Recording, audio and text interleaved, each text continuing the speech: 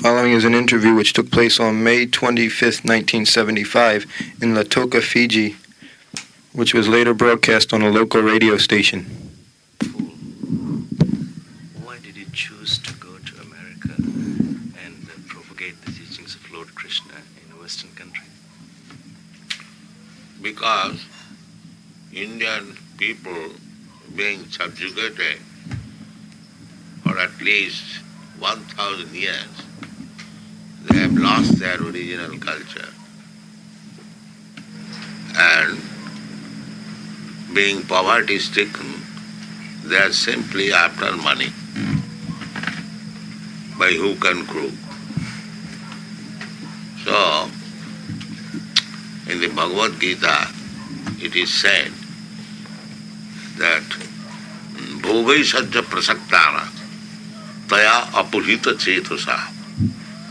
Persons who have lost their consciousness on account of being too much attached to material enjoyment, they cannot understand this concept. So I thought that America, they have enjoyed enough of this material happiness, money and women, and they are now becoming disappointed. So they are at least on the platform of renunciation. They don't want any more, like their fathers and grandfathers. Of course, they are not guided, but I prefer to go there to guide them. So, almost 50% of my devotees are there collected from these disappointed persons, young men. They are going astray. So they appreciate that I have saved them. Therefore, they are after me, this younger generation. And they are helping me in broadcasting this Krishna consciousness. So I think my attempt was successful. This Oriental philosophy generally, and in particular the Krishna consciousness, has found a lot of devotees in the Western civilization. What is the main reason for this? You are thinking this is Oriental civilization, but that is not the fact. The fact is, this is human civilization. There is no question of East and West. Every living being, not only human being, even other beings, there are 8,400,000 forms of life. And Krishna claims that Sarvajonishu kaunteya sambhavanti murtayaja tasang mahajjani brahma ahang bijapadi. So, Krishna is for the aquatics, the animals in the water, the vast sea, there are so many animals. Then from the water, the trees are coming out. Jalayana ulakhani sabra lakhavinsati. In this evolutionary process is going on. But all of them, living entities and part and parcel of God, Krishna. So, by the evolutionary process, they come to the human form of life. Now there is developed consciousness. Now the human being has to decide which way he has to go. Again to the lower species of life or higher forms of life. The higher forms of life are there in the upper planetary system. Their duration of life, material standard of living, very, very comfortable, 1,000 times better than here. So, Krishna says that if you like to go to the higher planetary system, you can go there. It is said, Janti deva brata deva if you cultivate yourself or going to the higher planetary system, first of all we have to understand that we are eternal, part and parcel of Krishna. We are simply changing body. This is material condition. Either lower grade of bodies or higher grade of bodies, but we have to change. Tatha dehantara prapti. Just like we are changing our bodies from childhood to babyhood to boyhood to youthhood, then old age. Similarly, when this body will be finished, no more usable, then we'll have to accept another body. But the present civilization is so foolish, they do not know, even big professor have taught, that there is life after death. They do not know. Although it is very evident, but they have no such knowledge, even common sense, and that big educationist. Anyway, there is no such department which deals with the transmigration of the soul. That is the defect of the modern civilization. So there is transmigration of the soul by evolution, by transmigration of the soul. We have come to this human form of life. Now, here we have to decide, because we are part and parcel of God, a small particle of the same quality. God is fully independent.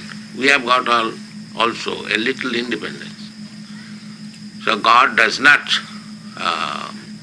interfere with our independence. Now here we have to decide which way again we shall go. We have come by the evolution, by nature's way.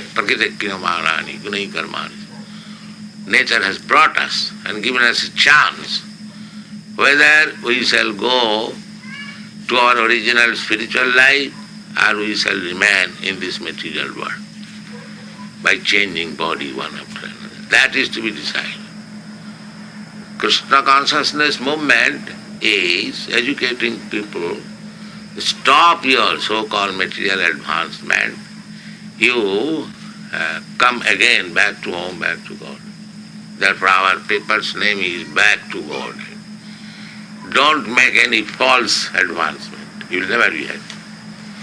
This is our propaganda. It is called Nivitti Marga. Nivitti Marga means stop material way of life.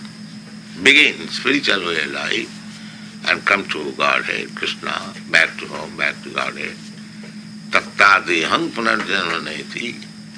If you cultivate spiritual life, then after giving up this body, we have to give up. This is material body. And after giving up this body, we can accept, we can continue our spiritual body, or we can accept again material body. That will require our sense how to cultivate. So if we cultivate spiritual life, some percentage, not that everyone will be able, at least the higher class, higher section of the society, if they cultivate spiritual life and remain ideal, so others may follow. This is our problem. Coming back to this question of the Western type of civilization, do you feel that the success of the movement in the Western society is an indication of the need being felt by the Western man that he has been lacking in spiritual Yes. ideologies? Yeah. But the thing is that they are very intelligent, there is no doubt about it. Materially, they are always advanced. Materially, when they are manufacturing machine of the yardstick, in India we are manufacturing sewing machine or cycle. I have seen in the world where the Indians were very proud of manufacturing cycle and sewing machine, whereas the Americans and Europeans, they are saying how subtle machine of this jet plane are there. So, materially, they are advanced. There is no doubt about it. 100 years. But spiritually they are not. Therefore, I am an Indian, poor Indian. They are coming to me. When they understand that spiritually, not only me, any Swami or go, they clout if there is something spiritual. Unfortunately, the other Swamis, they go, they exploit them, they cheat them. They do not, neither they do know what is spiritual life, neither they could give them. For example, for the last 200 years or more than that, the Swamis are going. Not a single person was a Krishna devotee in the history, in the Western country. But now we are putting Bhagavad Gita as it is, hundreds and thousands are coming. Swamiji, it's been said sometimes that India has too much philosophy and the West has too much materialism. Yeah. Where is the right balance in this modern world? The balance is that it should be reciprocal exchange. What you haven't got, you give me. What I haven't got, I give you. This should be the process of exchange. Then the world will be united. When there is exchange of gifts, but our India followed the principle for begging. Give me man, give me money, give me wheat, give me rice, give me war materials, simply begging. So we must give something. This is the first time we are giving something. Otherwise India was a beggar, simply, to the Western countries. For the technical education, they are going to the Western countries.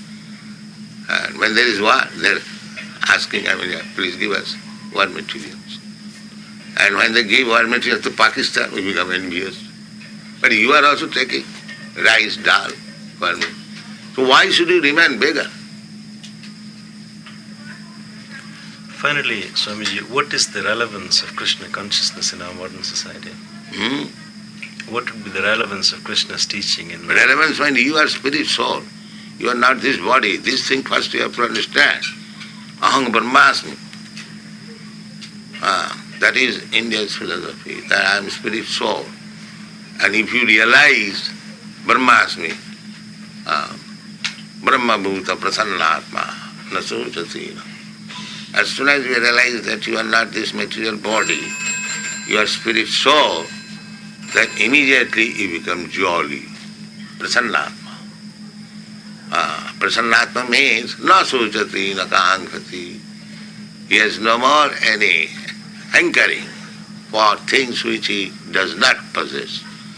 No more any lamenting which he has lost. Take for example that we have lost our portion of country as Pakistan and fighting since this was a plan by the British government that divides them in such a way they will perpetually fight. They will never be happy. This was the plan that has been successful. But we are lamenting. Both Pakistan is lamenting or not, I do not know, but Hindustan is lamenting. Gandhi was against this partition, but Jawaharlal Nehru, just to become Prime Minister, immediately divided. So, these things are going on. So, lamenting, we have lost.